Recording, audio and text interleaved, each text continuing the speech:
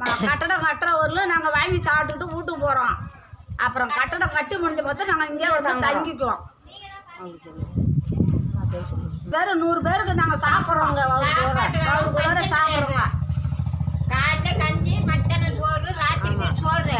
மகராரம் சாப்பிட்றோம். சாப்பாட்டுக்கெல்லாம் உங்களுக்கு கஷ்டம் இல்லைங்க. எந்த கவலையும் அதே போல போடுறாங்க சாப்பிட்றதுக்கு.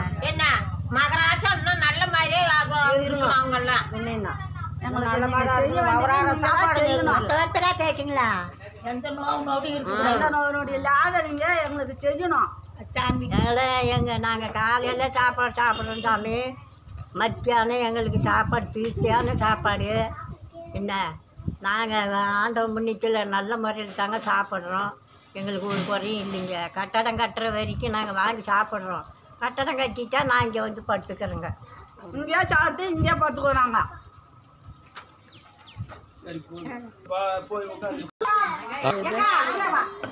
கலெக்டர்